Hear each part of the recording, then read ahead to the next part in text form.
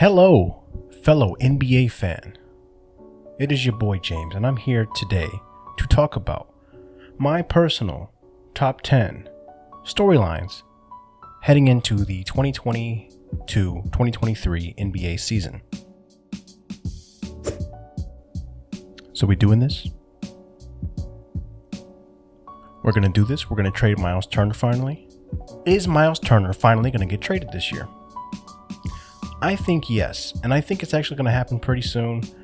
Worst case scenario by the trade deadline, because the Pacers are in a full rebuild kind of mode. So they have all this young talent. They have Halliburton, who they somehow traded for. I still will never understand that. They have that young fellow who I can't pronounce his name, who just got drafted. They've got Isaiah Jackson. Chris Duarte is not very young, but he's a person they drafted recently. So they've got some pieces to go young. So they might as well just go full on younger and trade away Miles Turner. And you're thinking like, okay, who would you trade Miles Turner to? Well, let me tell you. The Lakers. It's that simple. It's not any harder than that. Trade him to the Lakers. Get Russell Westbrook back. And because Miles Turner is already worth one first, taking on Russell Westbrook will give you another first. And you've got more draft picks if you're the Pacers. And if you're the Pacers, you have those two picks from the Lakers who could be very bad after Braun leaves. And then you've got the Celtics pick. But still, you have 3 picks that aren't yours. And that's good if you're going to rebuild. And if you're the Lakers, you want him because he's a good rim protector. I mean, his blocks make it a little bit more overstated than he actually is, but he's a good rim protector. Perimeter defense is not all that great, but he can hit the 3. And I know what you're thinking. Can he really? Because his percentage is but he will hit him when he needs to. Those things come down with tomorrow's mail on him. I'm showing some highlights right here. That dude can hit a 3. I've seen him do it once or twice. So if you're the Pacers, just go ahead and make the trade. If you're the Lakers, just go ahead and make the trade. You don't want Russell Westbrook on your team because you have Patrick Beverley now. Miles Turner's name has been in trade discussion since he was in high school. What are we doing here, Indiana?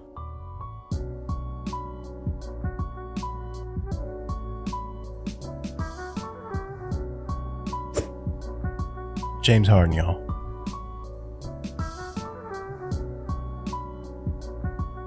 He's just not the same, is he? Everybody expected the Houston James Harden, but that's not who he is anymore. That hamstring's got to be bothering him. It seems like he's lost a step. Or, here's a crazy idea, or he did lose a step, but not only because of the hamstring, but because he's played the most minutes in the NBA in the last 10 years. And that's not just like a guess. I mean, look at the stat right here. That's factual. That's statual. Oh, brother, this guy stinks! I'm sorry, that was a bad joke. But I know James Harden can be better than what he was this past season for Philadelphia. Alright, let's just say this version of James Harden was and is going to be the new James Harden. That's what we're going to get from now on, and that's what we should expect from now on. Okay, fine. I'm not terribly upset at it. He makes a lot of money for being that, but you can get better use out of him. He's still a great playmaker. Like, man will find passes. He will find the open man. No matter what. Pick and roll master. But let's not think that James Harden is going to shoot that way forever. That part I'm not convinced that's going to stay the same way. I think James Harden will be a better shooter than what he just did. They're going to find a way in the offense to find him some more corner threes. He's going to get his spotter percentage back. It's going to open up the floor more. You got PJ Tucker out there playing defensively instead of Matisse Thybulle, which he probably still will play. But who are you more likely to cover, PJ or Matisse? Personally, I'd say neither. But PJ Tucker's probably going to get a little bit more respect on the corner.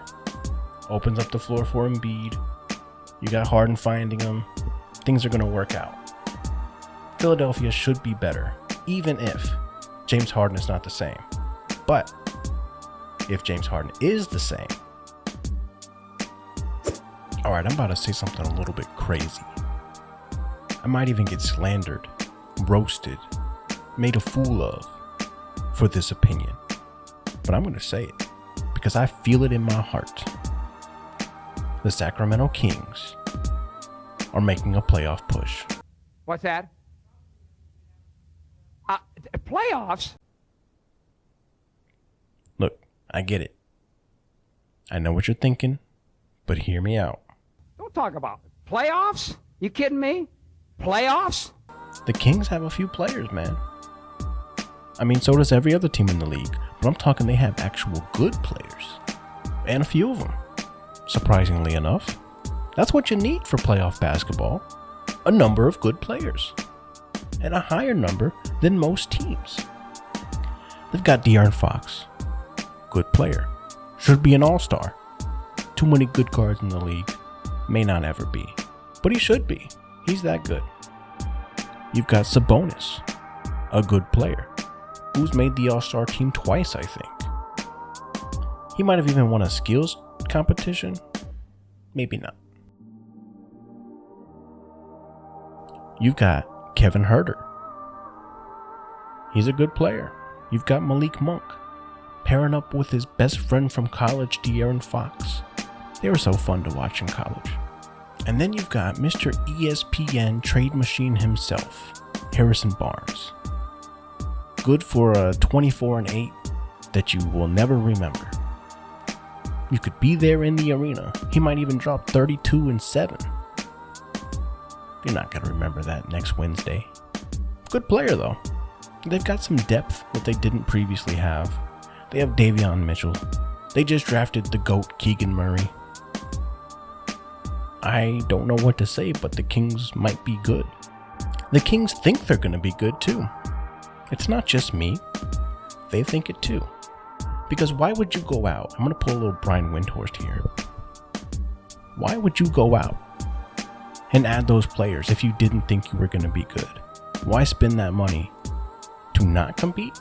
They're going to compete. They're going to make a push. I have no idea how successful it will be. Maybe they just make the play-in and then Sacramento goes crazy. Maybe they actually get a spot. I don't know. I'm not here to say how good the Sacramento Kings will be. What I am here to say is the Sacramento Kings are trying to be good. They are making an active effort to be good and sign good players. Now, whether that results in the playoffs, only time will tell. It'll be interesting and fun to find out. Is this the year that Oklahoma City tries? No. No. Frankly, they weren't going to try even if Chet didn't get hurt. But now that he is hurt, it's all the more reason for them not to try. Because similar to Utah, they're going to be in the sweepstakes for Victor Wembanyama. And similar to Utah, they're going to leverage every single pick they have remaining to go after him. This is what OKC has been building for the last, I don't know how long they've been doing this, but however long that's been, I don't know, let's say 5 years. This is it. This is the player they wanted. And I know what you're thinking, but they just drafted Chet. What about Chet? Chet and Victor playing together? Doesn't matter. But what about fit?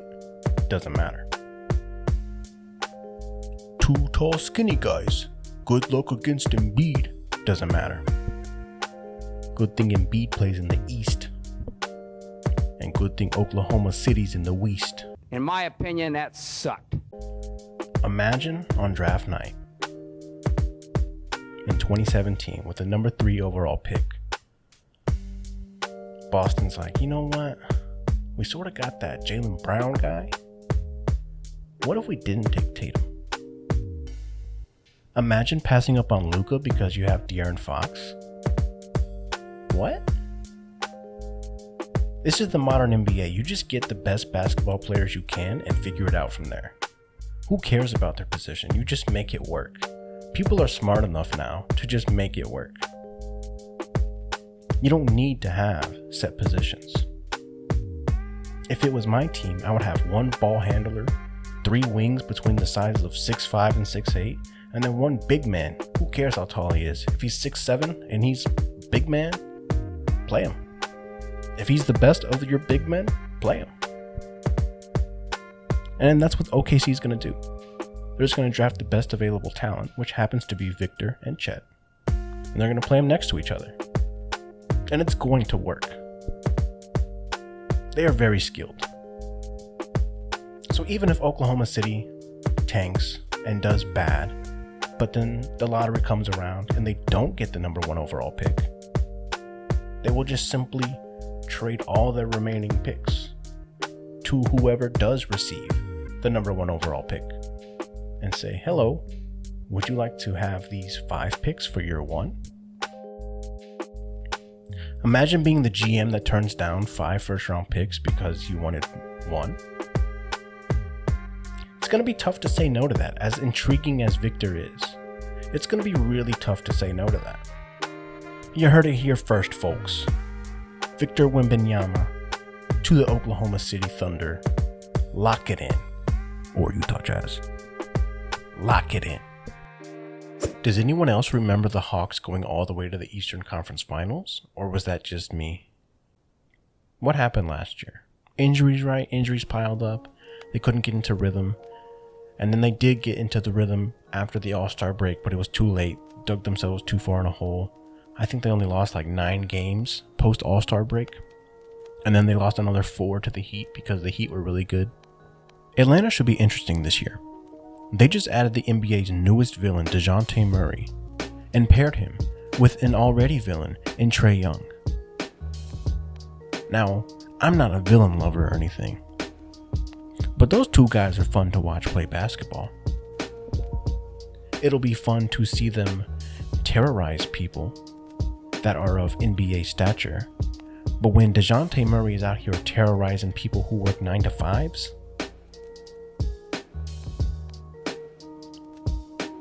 that's not cool. It's disrespectful, actually.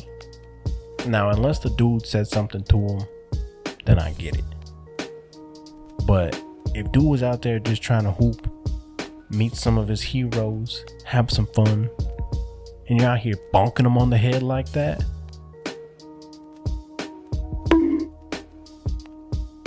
come on, man. If the Hawks are going to be good this year, and I'm talking like Eastern Conference Finals trip again, good this year, I think we need DeAndre Hunter to make a leap, offensively at least. He's been good defensively. We need him to be good to better than good offensively. I don't think we need him to be great. I don't think he can be great yet. He can be. He just is not at that point yet in his career. He's capable of so much more. This is not DeAndre Hunter slander. I know how good he can be. I just want the Hawks to see that and utilize him as such. If healthy, the Hawks should be a playoff team, and they should not be losing in 5 games to very many teams next year. The Hawks should be better, and I think they will be. Alright, so remember Kawhi Leonard? Well, let me tell you folks, he's coming back. And then you're going to pair Kawhi Leonard back with Paul George. That should be scary. Throw in a John Wall. I don't know what that looks like. Reggie Jackson's still pretty good. You're going to have your bench guys like your Marcus Morris, Mr. Troublemaker. Luke Kennard's still going to shoot some threes for you and play some average defense. Apparently a big Luke Kennard fan if I just called his defense average. I'm not going to say full on the Clippers are back or anything, but they have a chance in the West. They're going to be up there. All because Kawhi Leonard, one of the best players in basketball, let me remind you, is going to be coming back. Another player that's coming back, Jonathan Isaac. I'm not here to talk about his off the court, and I will label them antics. I'm here to talk about what he does on the court when he does play, because man, it's been a long time since he has played. Legitimately, the last time he played an NBA minute was in the bubble. And that was just for like 12 minutes. That dude was good on a basketball court. He played a great defense. He's tall. He's fast. He's a good player. Pair him up next to Paolo. You got some young guards who are still figuring out in Cole Anthony and Jalen Suggs. I think Terrence Ross is still there somehow. It's not going to be the worst squad in the NBA. It might actually even be fun to watch them play. They're a young team. And what young teams need is defense. And that's what he'll provide. Zion Williamson. Yeah, Zion Williamson's coming back. That should be really fun, huh? I'm not sure why people love to hate Zion. Like, he's such a nice guy. And yet, people love to dunk on him when he gets hurt. Ha! Told you he was gonna get hurt. Like, cool, I guess. It's not. There will be no Zion slander. Okay? Let that be clear. No Zion slander. Let's just root for his success, okay? He's such a fun guy. Watch any Zion interview and you'd be like, yeah, I would not be his friend. And if you are that guy, let me tell you, I don't want to be your friend. He's also good at dunking the ball. That's fun. The Denver Nuggets are getting Jamal Murray and Michael Porter Jr. back. And let me tell you, when you pair those two with two-time MVP Nikola Jokic, you get the Denver Nuggets. Has anybody looked at the current roster for the Utah Jazz?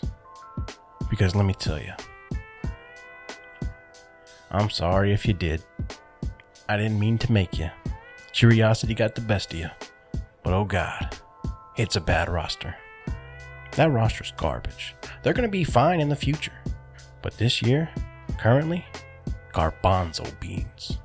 There was absolutely 0% of a chance that Donovan Mitchell was going to stay. I think their best big is Hassan Whiteside right now. That's a red flag. Shit, that might even be a white flag.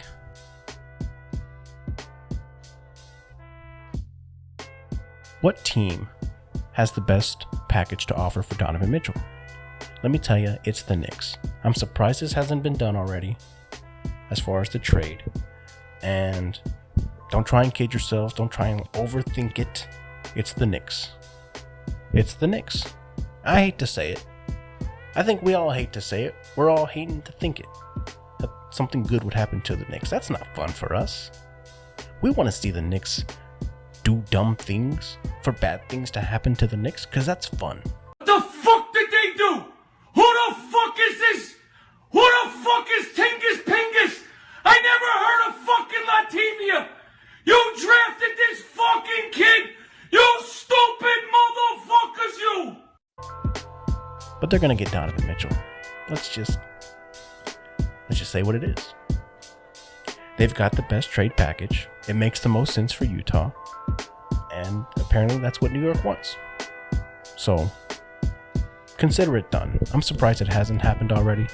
But you know how trades are when you're dealing with Danny Ainge. So, we're going to wait another 2 weeks and end up having the same exact trade package that was already planned with an additional second round pick. Danny Ainge, folks. 2 hours later.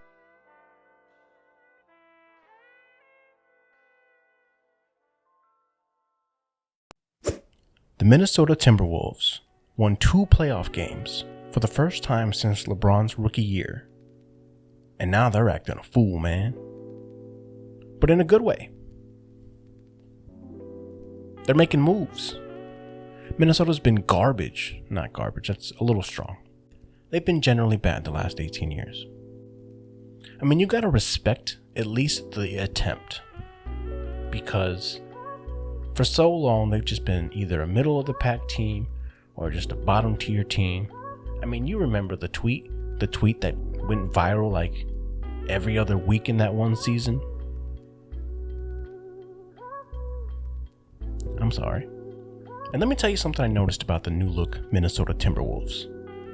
You've got a guy who is offensively challenged. His hands are made of stone, but he can dunk a ball.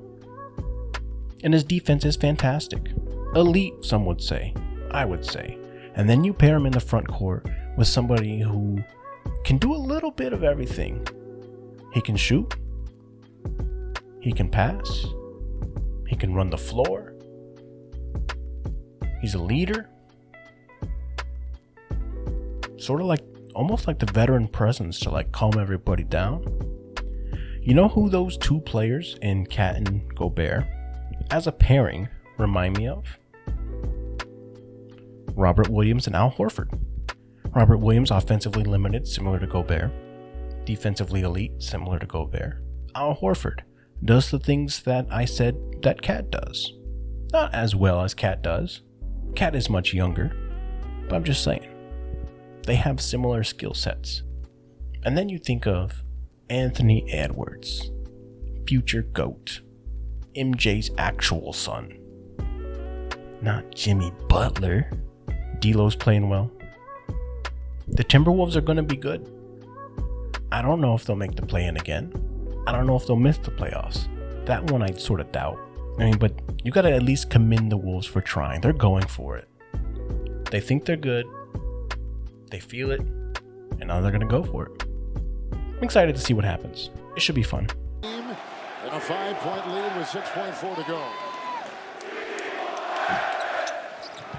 Listen, and picked up by Beverly, and that's all she wrote. The Timberwolves are going to the playoffs.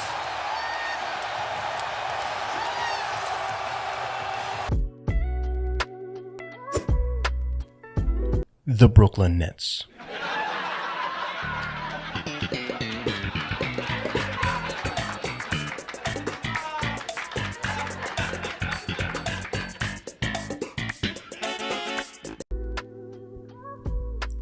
Listen, man, I feel for the Brooklyn Nets. I'm gonna be honest.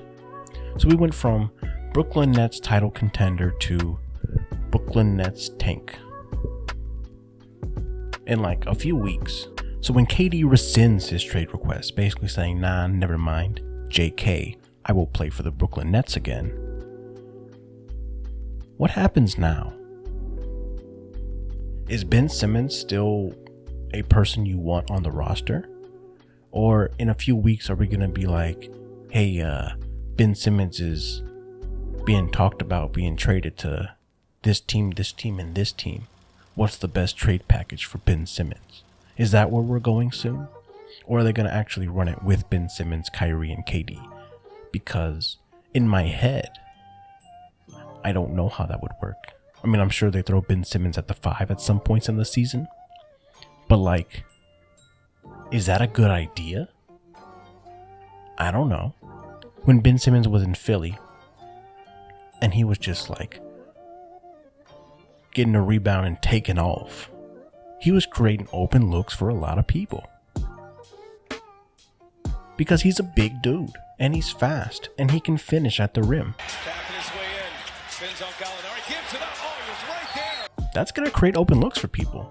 It's going to open up the perimeter. People are going to sag off the three-point shooters to try and help on Ben Simmons. But it's not going to work because Ben Simmons is either too strong or he's just going to flick it out to the person in the corner and then boom.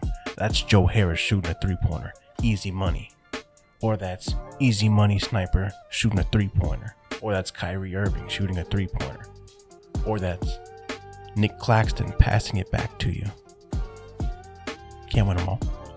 I also feel like the Brooklyn Nets are going to be over scrutinized this year. Like if Kyrie Irving doesn't dap up Patty Mills going into a timeout, people are going to be like, did you see what Kyrie just did? You think he has beef with Patty Mills? Hey, you see KD talking to Jeff Green over there? What they talking about? Going back to Seattle? The Nets situation is very interesting.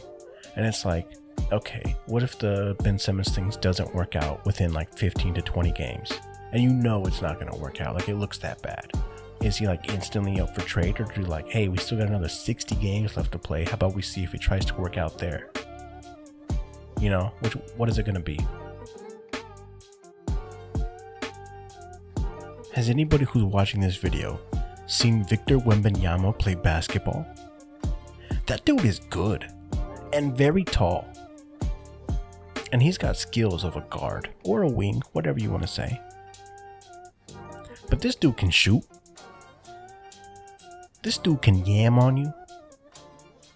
This dude will block your shot. This dude that runs the floor and fast. He's a fast dude. He's like 18. Frenchman. I mean, he's not perfect, let me tell you. He's got a weird shooting form where his like knees sort of like touch. And I'll link a video down in the description of Bballbreakdown, aka Coach Nick, breaking it down, because he's very unbiased in his opinion of Victor Wembanyama. He'll tell you the good, he'll tell you the bad. And I think anybody who wants to actually know about Victor Wembanyama needs to watch that video instead of watching these highlights that I have here. I think people are going to be tanking for him. And that's not like a surprise, like everybody knows that. But there's going to be a lot of teams in the hunt. A lot of teams ready to tank at a moment's notice. Oh, player goes down. He's going to be out the rest of the season. Might as well tank. Oklahoma City's going to be part of this tanking. Utah's going to be part of this tanking. The Spurs apparently will be part of this tanking. I believe Orlando has a shot of this tanking. Not intentionally, but because they'll just generally probably be bad. Because they have young players, not because they're trying to. But naturally, they'll be up there. Houston probably, same situation as Orlando. I feel like also any team that's like teeter-tottering of like between the 10th and 11th seed, they're just like, oh, we could get in the play-in. We could pull a New Orleans and like make it all the way in, even steal a couple of games from the number 1 seed. Or let's go get that tall guy. And then just like start shutting people down. So I personally will be on shutdown watch to see what's the earliest a tanking team shuts down a good player because they will make them win games that they don't want to win. You know, sort of like an Al Horford on the Thunder situation. We're sorry. All of our representatives are still assisting other customers. Please remain on the line as we value your call.